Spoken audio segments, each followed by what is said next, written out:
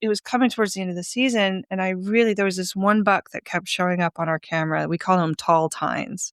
He didn't have a lot of points, but they were all really big, and I had seen him a few times. He was kind of the king of this zone.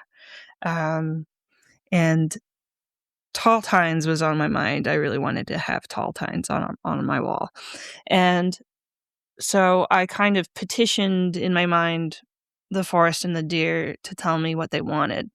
And I had this crazy dream. I dreamt about the land around us that I know quite well from hiking through it, but it was like a long time ago. And some of the trees were really big and all the rocks seemed really more dramatic. And the place was absolutely like streaming with bucks, like rivers of bucks, just kind of cascading and tumbling and fighting.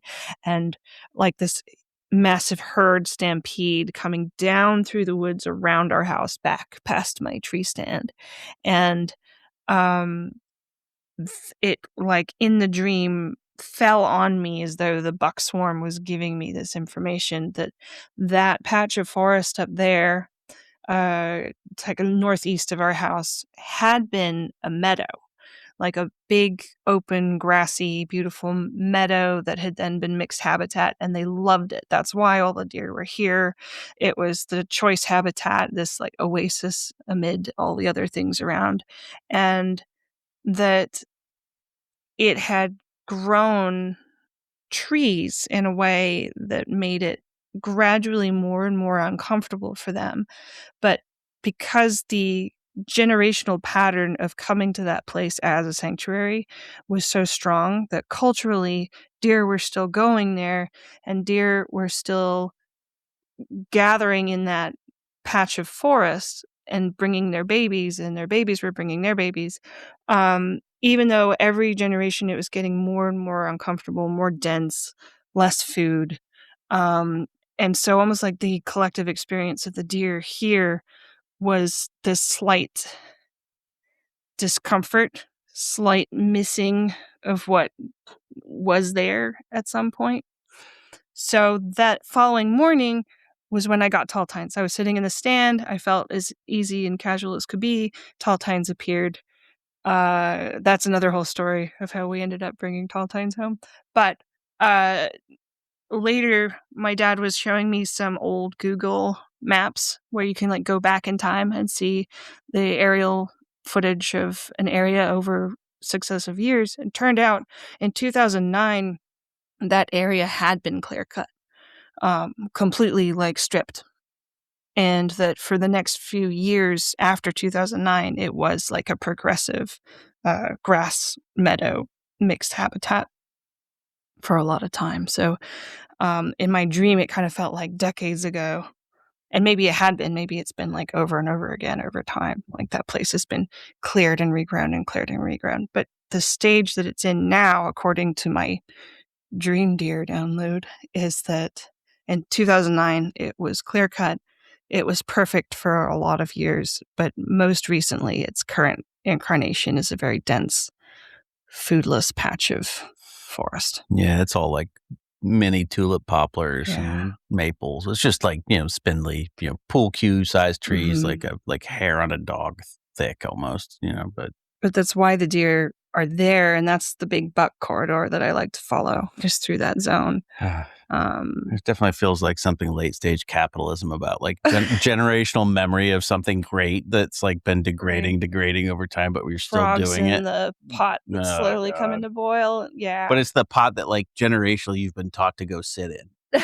Yes, your mom keeps bringing you here, so it must be good. That's how I feel about McDonald's.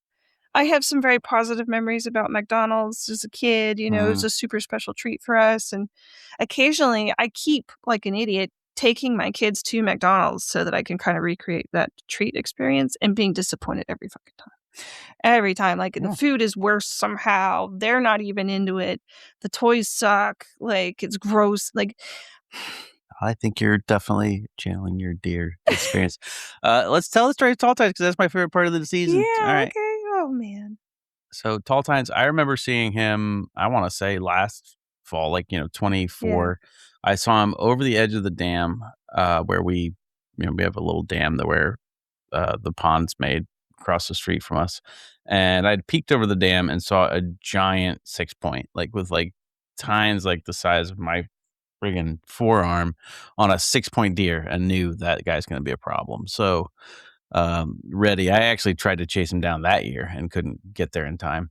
Uh, Never really saw him much on camera. Never saw him, throughout that season, other than that one time. Then we started seeing him this year at about the same time. He was kind of nocturnal, and these bucks are pretty secretive in the middle of town.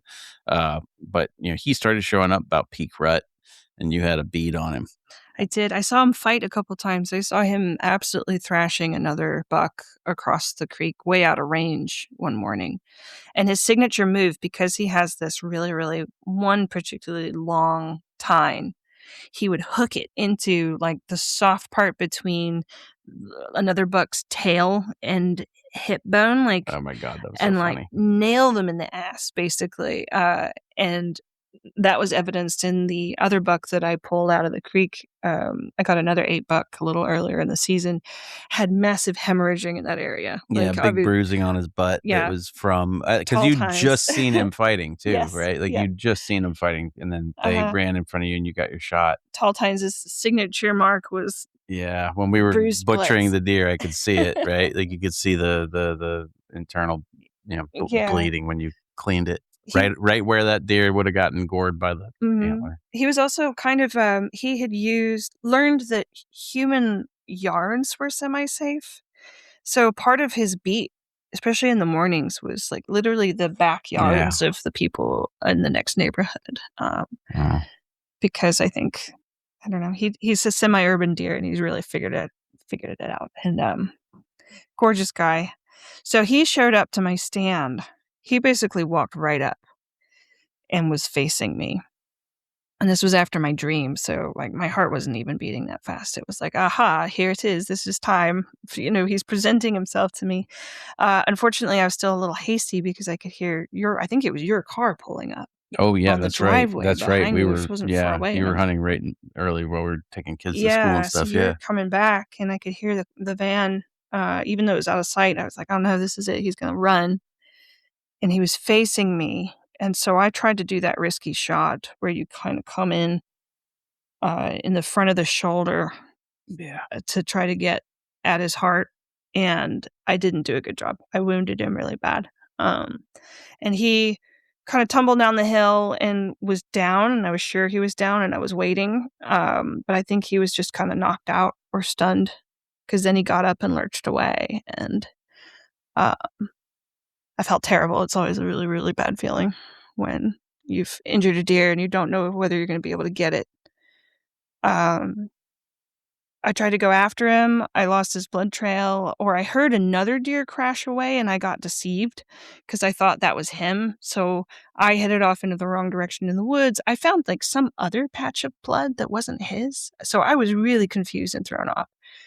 Later came and got you after you were done with some work, and you helped us hone in on the tiny, tiniest little blood flecks that put us back on the right path. Like Yeah. like pinhead-sized blood flecks on an oak leaf that helped us realize the way that he had gone. And then we went into this patch of woods that we think is kind of like a holdover. It's a place where a lot of logging hasn't been able to get to because of its proximity to the creek and the rocks and things, and so there's interesting wildflower activity in there, and it's the corridor that all the animals use, and, um, very fey feeling spot. Yeah, And that's when you bust him up. yeah, it was pretty wild. So we were out there, I think, with both of us armed, chasing him down, and something about the idea that he was gonna go up into that area where you were was not sitting right with me. Like as injured as he Where I seemed was to looking have for him to been, start yeah, with, yeah, yeah. yeah. Like he was too injured to have gone that way. I felt like, and also there were just too many deer up there not to be kind of potentially confusing. So we really wanted to follow the blood, and once we found the blood and just stuck to it, um, we kind of came up on that spot, and it went in exactly the opposite direction. And I think the first time that I saw him, uh, because he was down, he was hurt, right? He was really injured, but he was down on the ground. So as we Mhm. came up, it was almost like walking up on a rabbit or something, like flushing a rabbit if you were Mhm. hunting. If anybody it came out from under my foot practically because of the way the rocks were. He was kind of just down into the rocks. Yeah. And he stood up, like this deer taller than me comes out of a rock under my foot, and I just about died. 'Cause he's so And big. yeah, it was just like some sort of like giant jump scare, snake in a can scenario. And like my brain exploded and he kind of ran off. So we split up to try to kind of triangulate on him though, because he wasn't moving He wasn't quick. going far, but the way the landscape was, We didn't have much time. we couldn't see him, and we were worried he was gonna get across the creek into the next neighborhood, so we were trying to head him off as strategically and carefully as we could. Um, Yeah. And that's where I caught up with him just as he was trying to go, another deer in the water. Like, oh, yeah, so both of my 8 points ended up in our creek. Their final leap was into the drink, and, so you caught up with him trying to get yep, yeah, sorry. mid crossing blasted him. Yeah. Thank God. Like I was terrified of losing that deer, not Yeah. just because of obviously we wanted the venison and everything else, but that was a big win. That was Yeah, yeah. hard, but It was hard because then we had to pull him out of the oh my creek, God. and he was a big boy, get him home, and then you had a meeting with, what's his name from backcountry hunters and anglers? You were gonna go hunting with him, Oh remember? yeah, Kirk Port. Yeah. Yeah. Oh, geez, that's right. That was the same day. Yeah, Kirk, we were supposed to hunt with yeah, one of the you local and NC chapter of backcountry hunters and anglers. We had a mhm, plan, and we had tall tines in the wheelbarrow as he showed uh-huh, up. and you helped me get him out just in time to run off and go, I guess Kurt showed up and Yeah, we yeah, showed him the deer. yeah. We showed him tall tines, and then jumped in the truck to Yeah.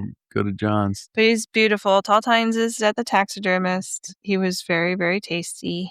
Fed our kids. I think we were eating on him for a long time. No, he's still in the fridge. I Yeah. thawed some. Oh, good. There's some now, but just about to go. I'm also working on one of the first paintings, a big oil painting, first one that I've done in a while, is of him. I'm trying to do a portrait. He felt very fey. We went back recently and kind of retraced the path of where we had followed his blood trail and found him in the creek, and found that all along, like almost like matching with the blood spots, were spring beauties, Oh gosh, flowers coming yeah. up sprinkled along. And, that whole zone is very liminal and very fey where he was trying to get to. And and we were in that spot where he had tried to get up the other side of the bank where you'd shot him, and found some arrowheads and flakes and artifacts, huh? Oh yeah, that was the first ones we found in a little while, so that was cool. Yeah. So it was definitely an exchange with the denizens of the forest kind of experience. Yeah.